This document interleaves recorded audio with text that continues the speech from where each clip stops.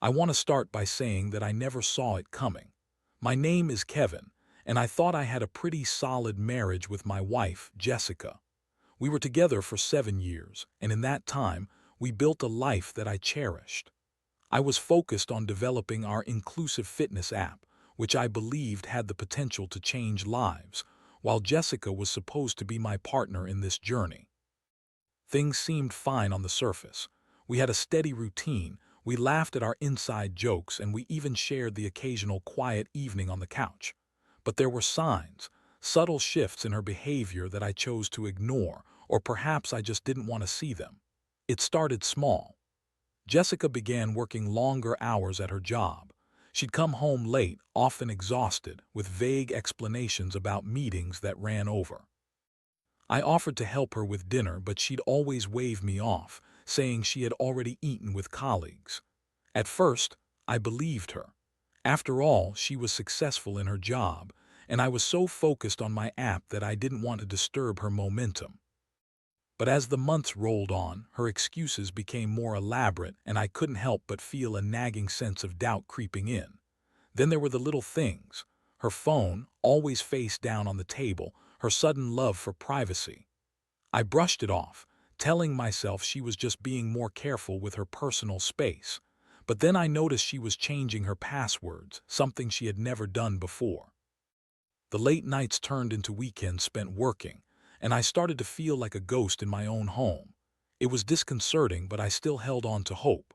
One Friday night, Jessica told me she had a work event, and despite my initial instincts telling me otherwise, I offered to let her go without me.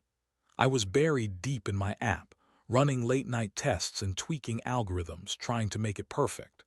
But that night, curiosity got the better of me. I was in the middle of a breakthrough when I heard the ping of a message from her phone. It was sitting on the coffee table, and I should have left it alone, but I picked it up out of habit. I unlocked the screen, and there it was, a series of texts between Jessica and some guy named Mark. The casual banter turned steamy quickly, and my heart sank as I read messages that made it clear they were far more than friends. "Can't wait to see you again. Last time was incredible." One text read. I felt sick. I dropped the phone as if it were a live grenade, my heart racing. I couldn't believe what I was reading. This wasn't just a flirtation, it was an affair. I don't think I've ever felt such a mix of shock and fury in my life. I could barely think straight. My mind raced as I pieced together everything that had been going on. The late nights, the evasiveness, the changes in her behavior, it all clicked into place, and I felt like I'd been blindfolded and suddenly thrust into reality. I knew I had to confront her, but I was terrified of what her reaction would be. When she eventually came home, I was waiting for her, and as soon as she walked in the door, I threw her phone onto the table. The look of confusion on her face shifted to panic as she realized what I had found. "What the hell, Kevin?" she demanded, her voice dripping with indignation. I could see the gears turning in her head, trying to fabricate a lie or excuse that would lessen the impact of her betrayal. "Who is Mark?" I asked, my voice steady despite the turmoil boiling inside me. Her eyes widened, and for a brief moment I could tell she was calculating her answer. "He's just a coworker, Kevin." "You know how things can be misinterpreted," she said, a hint of irritation in her voice, as if I was the one making a big deal out of nothing. But I couldn't let her deflect. I pressed on, demanding specifics. The more she talked, the more she contradicted herself, and I could feel my anger shift towards disbelief. Each excuse felt weaker than the last, and when she finally admitted that they had met outside of work, my world crumbled. "Is this how you repay my trust?" I asked, feeling the sting of betrayal wash over me. I was furious but also heartbroken. I had poured my soul into building something meaningful for us, only to see her throw it all away for some fleeting affair. As the confrontation escalated, I could see that she was growing defensive. "You're being unreasonable, Kevin. Maybe if you spent less time on that stupid app and more time with me, this wouldn't have happened," she shouted. Her words stabbed at me, each one laced with venom, deflecting the blame onto me when all I wanted was honesty. In that moment, I felt like I was losing not just my wife, but the future I had imagined for us. The emotional impact hit me hard, and I could feel the waves of sadness crashing against the walls I'd built around my heart. I was angry, yes, but more than that, I was crushed. How could the woman I loved so deeply betray me like this? But just like that, I knew I had to make a decision. I had to take control of my own life and not let this define me. The moment felt surreal, as if I was watching my life from the outside. I needed to decide how to move forward, and I wasn't sure if I could ever trust her again. The emotional upheaval was unprecedented, and I felt a weight pressing down on me, but I also felt a flicker of determination to fight for my own happiness, whatever that might look like after this. I didn't know what the future held, but I knew I had to brace myself for the storm that was coming. After that explosive confrontation, everything felt different. Jessica and I spent the weekend in silence, a tense cloud hanging over us. The air was thick with unspoken words, and every time I glanced at her, I felt the raw sting of betrayal. I was a mess of emotions: anger, sadness, disbelief, and a strange sense of resolve. I was determined not to let her actions define me, but I was also struggling to figure out what that meant. I spent hours pacing the apartment, my mind racing as I tried to process everything. I thought about all the late nights I had spent working on our fitness app, the dreams we had shared about making a difference in people's lives, and how I had believed we were in this together. I felt a sense of loss not just for Jessica, but for the future. I had imagined. The betrayal was a knife to my gut, and it hurt to think about all the time I had devoted to someone who had been unfaithful. On Monday morning, I made a decision. I packed my laptop and went to a cafe to work, needing to escape the tension of our apartment. I needed to focus on my project, the one thing that had always brought me joy and purpose. As I sat down with my coffee, the smell of freshly brewed beans filling my senses, I realized that I could either allow Jessica's infidelity to consume me or use it as fuel to grow stronger. I decided to channel my energy into the app. I worked tirelessly, blocking out distractions and immersing myself in code. It was therapeutic, almost like therapy in a way, as I poured my heart into what I believed would be a groundbreaking tool for inclusive fitness. I envisioned it changing lives, helping people who felt marginalized in the fitness world find their place. The more I worked, the more I felt like I was reclaiming my life.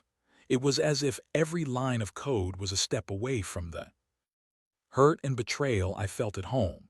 Meanwhile, Jessica was trying to reach out to me, sending texts that went unanswered. She apologized, claiming that it was a mistake, a moment of weakness. "I love you, Kevin. I've always loved you," she wrote, but those words felt hollow. How could I believe her when she had shattered my trust so completely? It was a trying time for both of us, and while she wanted to mend things, I was still grappling with the fallout. By the time the week ended, I had made significant progress on the app, but my emotional state was still fluctuating. I would have moments of clarity where I felt empowered by my work, but they were often followed by waves of sadness and anger. I didn't want to wallow, but I felt like I was on a roller coaster, unable to stop the ride. That weekend, I decided to confront the reality of my situation. I would have to talk to Jessica again, not just about her infidelity, but about what our relationship had become. I wasn't sure if I could forgive her, but I needed to understand what she was thinking, the why behind her choices. As I sat on the couch waiting for her to come home, my stomach twisted with anxiety. When she walked in, I noticed the red eyes and the way her face fell when she saw me. She was clearly struggling too, and while part of me wanted to lash out, another part felt compassion for her. This was a low point for both of us. "Kevin," she started, her voice trembling. "I'm so sorry for what I did. I can't begin to explain how ashamed I feel. I don't want to lose you."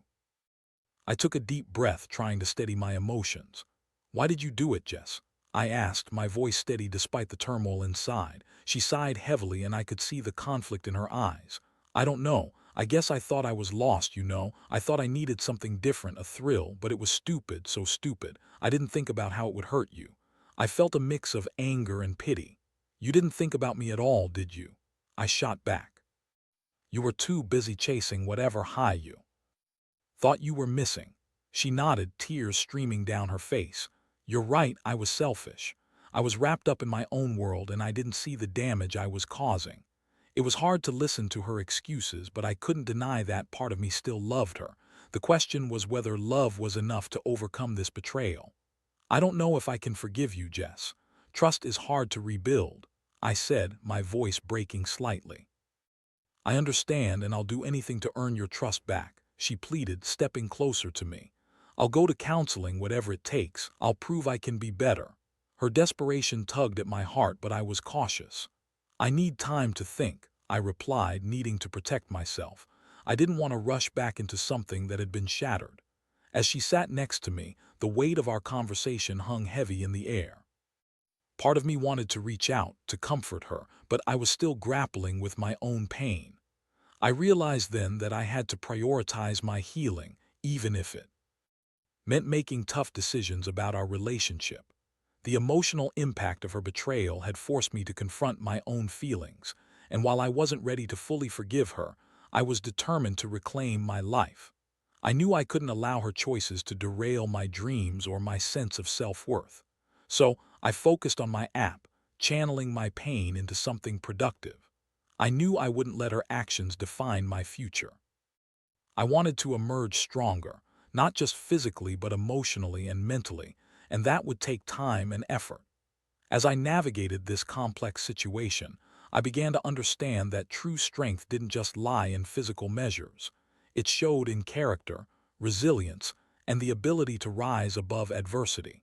As the days turned into weeks, I continued to find myself caught in a whirlwind of emotions. The confrontation with Jessica had left both of us in a precarious state, where the air was laced with lingering resentment and unresolved feelings. Despite her pleas for forgiveness, I needed space to gather my thoughts and figure out my next steps. I was starting to realize that healing was a process, and it wouldn't happen overnight. I focused on my work, pouring my energy into the fitness app with an almost obsessive determination. Each feature I developed felt like a small victory, a distraction from the painful reality at home. I began to map out a plan for the app's launch, envisioning it empowering those who had felt sidelined in the fitness community. It became my sanctuary, a place where I could channel my hurt into something meaningful. Jessica, meanwhile, was attempting to show she was committed to rebuilding our relationship. She started attending therapy sessions and even suggested that we see a couples therapist. I appreciated her efforts, but I was still hesitant to engage fully. I needed to know if I could trust her again, and the thought of reopening old wounds was daunting. One evening, after a long day of coding, I returned home to find her sitting at the kitchen table, a serious look on her face. "Can we talk?" she asked, her voice trembling slightly. I nodded, bracing myself for whatever conversation was about to unfold. "I've been doing a lot of thinking," she started, her eyes searching mine for understanding. "I know I hurt you, and I don't want to keep living in this limbo. I want us to work through this, but I need to know if you're willing to try too." Her words struck a chord, and I struggled to articulate my feelings. "Jess, I don't want to keep revisiting the past, but I'm not sure I can just forget what happened," I replied, my voice steady but laced with uncertainty. "I get that. I don't expect you to forget, but I want to show you that I can be someone you can trust again," she said, her voice filled with conviction. "I think the therapy could really help, and I'll understand if you need more time." I mulled over her words, weighing my options. Part of me wanted to believe that people could change, that love could conquer all, but another part of me was hesitant, afraid of being hurt again. "I'll think about it," I finally said, wanting to keep the door open without committing too quickly. Over the next few days, I found myself oscillating between anger and compassion. I felt like a tightrope walker trying to balance on a razor's edge. I was constantly reminded of her betrayal, but I also couldn't ignore the moments of joy we'd shared in the past. I realized that to move forward, I needed to understand not just her motivations but my own feelings as well. Then, one fateful Saturday, something unexpected happened. I had decided to take a break from work and go for a run at the local park. Running had always been my therapy, a way to clear my mind. As I jogged along the familiar path, I felt a sense of release with each step. It was as if I was shedding some of the weight I had been carrying. However, as I rounded a bend, I spotted Jessica sitting on a bench with none other than Mark, the guy she had been texting during her affair. My heart dropped, and I felt the anger bubbling up inside me again. What the hell was she doing with him? I slowed my pace, my heart racing as I tried to make sense of the scene unfolding before me. They were deep in conversation, laughing casually as if nothing had ever happened between us.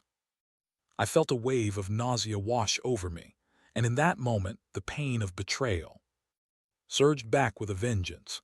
Instead of confronting them on the spot, I decided to retreat. I couldn't handle the sight of her so carefree with him, not after everything. I jogged home, my thoughts racing. Was she really trying to rebuild our relationship while still keeping him around? Did she think I wouldn't find out? Once I was home, I paced around the apartment, my mind racing. I had to confront Jessica again, but this time I needed to be strategic. I wouldn't allow her to play with my emotions anymore. I would confront her with facts, not just feelings. I was done being the victim in this scenario. When she returned home, I was waiting.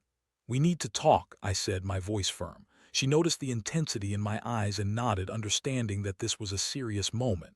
"Is everything okay?" she asked, a look of concern crossing her face. "Not at all," I replied, my heart pounding.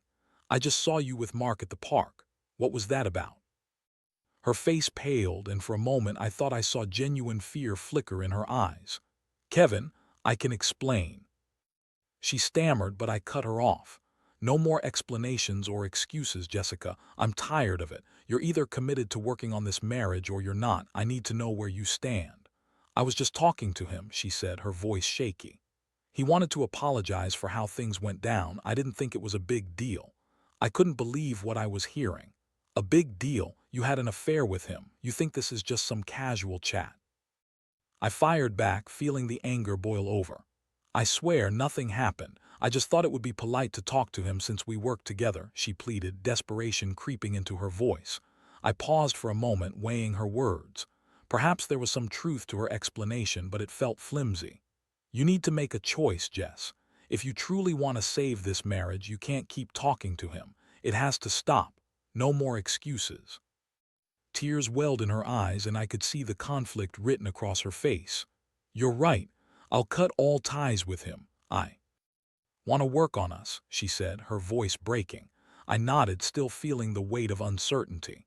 "I need to trust you again, and that will take time. I hope you're ready for the challenge, because I'm not going to let this go easily." As I spoke, I felt a strange mix of hope and fear. Maybe this was the turning point we needed, or maybe it was just another cycle of false promises. Whatever the case, I knew I had to stay vigilant.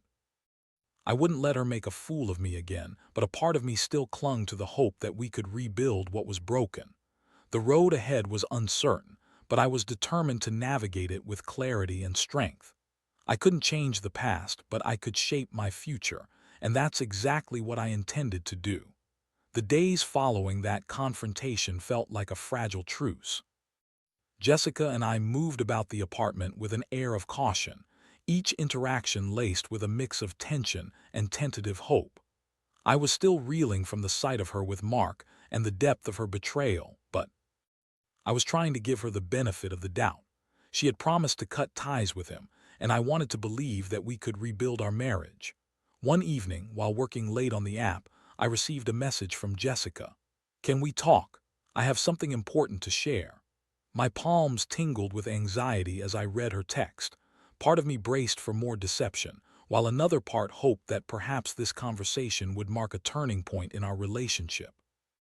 When she came home, I could see the determination in her eyes. "I was thinking about everything that's happened, and I realize I haven't been fully honest with you," she said, her voice steady but somber. "I want to share what I've learned in therapy." I raised an eyebrow, curious but cautious. "All right, I'm listening," I replied, setting aside my laptop and giving her my full attention. "I've been digging deep into why I made the choices I did, and it's not just about the thrill or the attention," she began, taking a deep breath. "It's about me feeling inadequate. I've struggled with self-esteem for years, and instead of being open about it, I sought validation in all the wrong places. I thought cheating would give me a rush, but all it did was create chaos. I felt a mix of frustration and compassion. "So you thought betraying me would help you feel better?" I asked, my tone incredulous. "No, of course not, but I wasn't thinking clearly," she said, her voice rising in desperation. I realized now that I was running away from my own issues instead of addressing them. I thought I could hide it, but it all backfired horrifically. I watched her closely, trying to gauge the sincerity of her words. "And what makes you think you won't just do it again? That it won't happen again?" I pressed, needing reassurance that she was truly committed to change. "I'm taking responsibility for my actions, and I'm committed to working on myself. I've started a group therapy session for people dealing with infidelity. I want to be better, not just for you but for myself," she explained, her eyes earnest. I studied her face, searching for any signs of deceit. While a part of me wanted to believe her, another part was still deeply wounded. "I need to see real changes. If we're going to attempt to rebuild trust, it's going to require effort on both our parts," I replied, feeling the gravity of the situation. "I promise, Kevin, I will show you that I'm serious about changing. I don't want to keep hurting you," she said, her voice softening. As our conversation continued, I felt a sliver of hope for the first time in a while. Maybe she was right.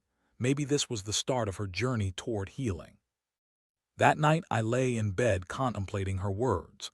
The path would be difficult, but perhaps we could forge a new beginning if we both committed to the process. Over the following weeks, I watched as Jessica began to take her therapy seriously. She would share snippets of her sessions with me, discussing the tools she was learning to deal with her self-esteem issues. There was a sense of vulnerability that I hadn't seen before, and it stirred something within me. As much as I struggled with my own anger and hurt, I appreciated her willingness to confront her demons. In the meantime, I continued to pour my energy into the fitness app. I was gaining momentum and had even begun to map out a marketing strategy for its launch. The excitement of seeing my hard work come to fruition helped distract me from the emotional turmoil at home. While I was grappling with the fallout of our relationship, I felt a renewed sense of purpose in my work.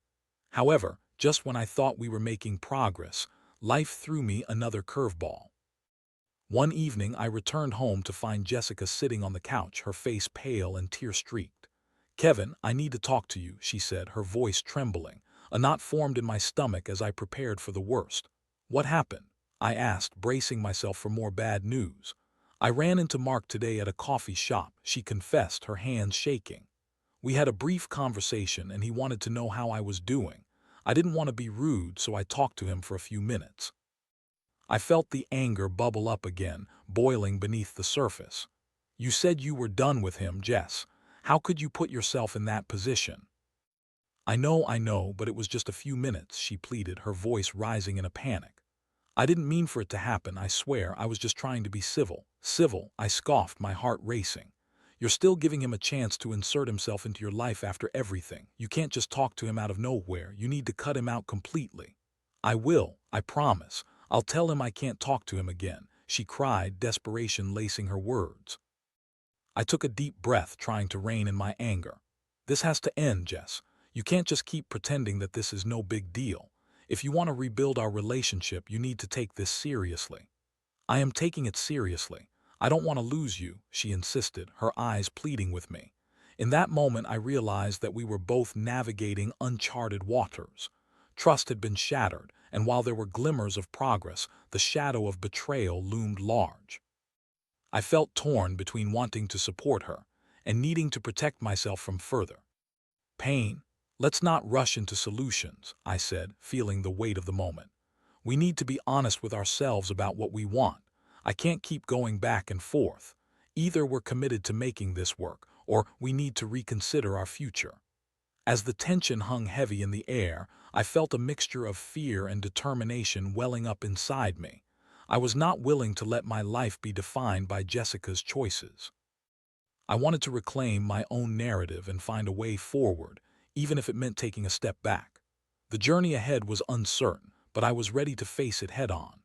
Whether we would come out stronger together or apart, I was determined to embrace whatever path lay ahead with clarity and strength. The following weeks felt like a constant balancing act, teetering between hope and doubt. Jessica was making genuine efforts to change, and I could see that she was committed to her therapy. However, every time I thought we were making progress, something seemed to pull us back into the chaos. After her encounter with Mark, I found myself more vigilant, watching for signs that she was truly ready to sever all ties.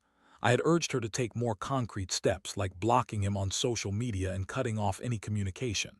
She agreed, but I struggled to shake the lingering doubts. Could I trust her to follow through?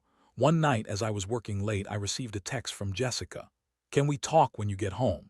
I have something important to share." My heart sank. I had learned to dread these messages, anticipating more revelations that would throw me into turmoil. When I walked in the door, I could see her sitting at the kitchen table, her expression serious. "I talked to my therapist about what happened with Mark," she began, her voice steady but anxious. "She believes I need to confront my past directly, including my relationship with him, to truly move on." I felt a twinge of apprehension. "What does that mean? Are you planning to see him again?" I asked, trying to keep my tone calm. "No, no, not at all. But my therapist suggested that it might be helpful to write a letter to him, to express my feelings about what happened and why I need to move on," she explained, her hands trembling slightly as she spoke. "A letter," I echoed, feeling a mix of confusion and frustration. "Why not just leave it behind? Why do you need to put your thoughts into a letter instead of letting it go?" "I think it's about closure, Kevin. I need to process everything completely so I can move forward without carrying this baggage," she replied, her eyes pleading for understanding. "I just don't know if I want you to have any connection to him at all, even in writing," I said, feeling the anger welling up again. "It's like opening old wounds we're trying to heal. Wouldn't it be easier just to cut ties completely?" She took a deep breath, clearly trying to gather her thoughts. "I understand your fears, but I promise I'm not trying to keep him in my life. This is about me taking responsibility for my choices and moving on in a healthy way. I want to show you that I'm serious about us, but I can't do that if I don't fully confront my past," she replied, her voice steady. As I listened to her, I felt torn. Part of me wanted to support her in this journey of self-discovery, but another part feared that this could lead to more complications. "All right, if that's what you need, then I'll support you," I said reluctantly. "But you have to promise this won't turn into a way for you to maintain any connection to him. Once you send that letter, that's it." "I promise," she said, her voice earnest. Over the next few days, Jessica dedicated time to writing the letter, often retreating to her office to work on it.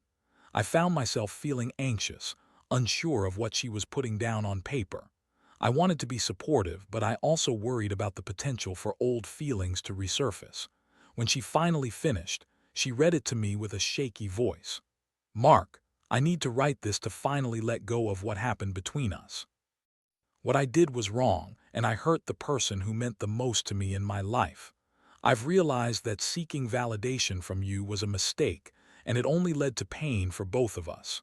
I hope you understand that I need to move on and focus on my marriage." Each word felt like a knife to my gut, and I struggled to keep my emotions in check.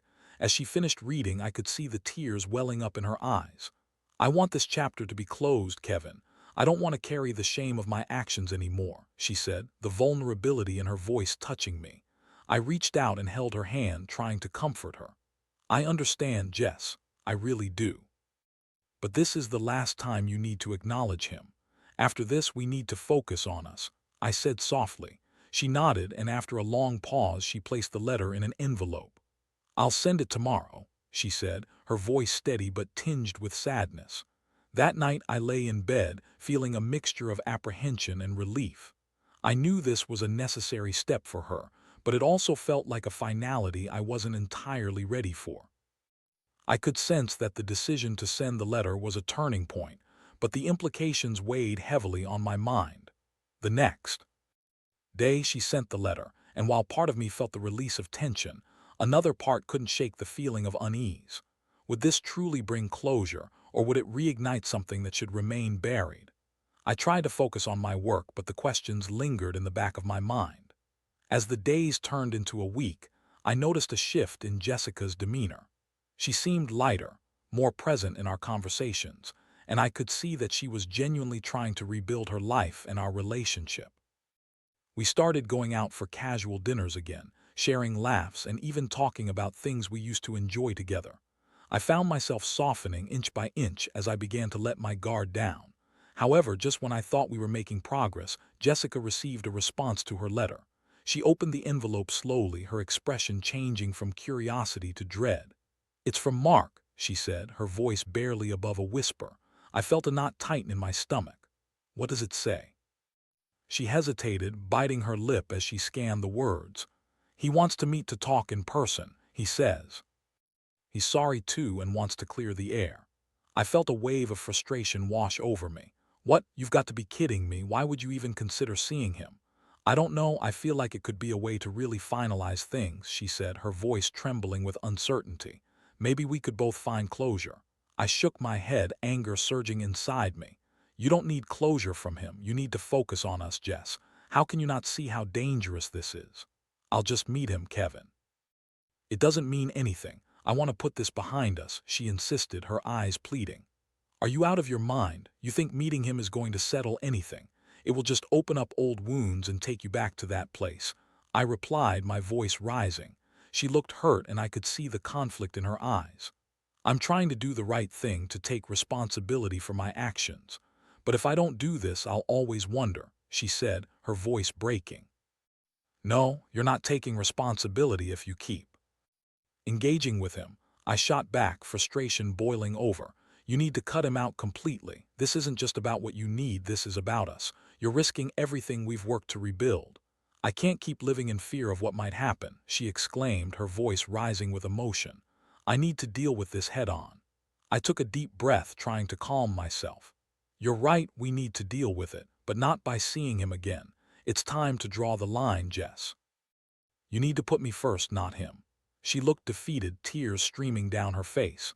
"I don't want to hurt you again, but I thought this would help us both move on. Let's focus on us moving forward together. We can face our issues without bringing him back into the picture," I said gently. "Please, just think about it." As she nodded, I hoped this would mark a turning point. I needed to believe that she could prioritize our relationship, even in the face of her past mistakes.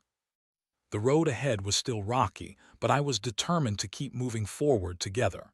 In the wake of our heated argument, I felt a heavy fog settle over our home. I knew we were at a critical juncture. Jessica's desire to meet Mark was a clear sign that we were still navigating the murky waters of her past. As she sat there in silence, I could see the internal struggle reflected in her eyes. "I just don't want to live with regrets," she finally said, her voice softening. "But I also don't want to lose you. I'm scared, Kevin. I don't know how to fix this." I reached for her hand, wanting to bridge the distance that had grown between us. "I get that you're scared, Jess, but we need to build our future together. Meeting him again could ruin any chance we have to heal," I replied, my heart aching for her vulnerability. She nodded slowly, tears glistening in her eyes. "You're right. I can't keep looking back. I need to focus on what we have now." It was a breakthrough moment, but I also knew it was just the beginning of a long journey towards healing. Over the next few days, Jessica and I worked hard to communicate more openly.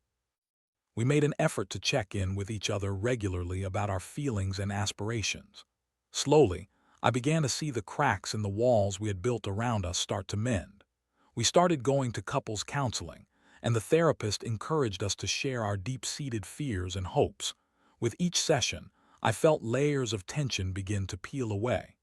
Jessica openly discussed her struggles with self-esteem and the reasons behind her poor choices. I, in turn, shared my feelings of betrayal and how deeply her actions had affected my trust. One evening, after a particularly insightful session, we found ourselves at a local diner, sipping coffee and reflecting on our journey. "I never thought we'd get to this point," Jessica admitted, her voice introspective. "I thought I had ruined everything forever. It hasn't been easy, but I think we're finally starting to understand each other," I replied, feeling a warm sense of connection. "We both have work to do, but it feels like we're heading in the right direction." As we talked, I started to see glimmers of the woman I had fallen in love with. Her laughter felt more genuine, and I could see the effort she was putting into being present.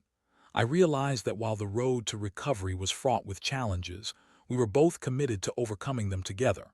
However, I still needed to establish boundaries. I made it clear that any temptation to reconnect with Mark would not be tolerated. Jessica agreed wholeheartedly, understanding the importance of trust in rebuilding our relationship. "I promise I won't reach out to him again. I'm done with that chapter," she said earnestly. Days turned into weeks, and I could feel the heaviness of our past start to lift. The tension that had once filled our home began to dissolve into laughter and shared moments.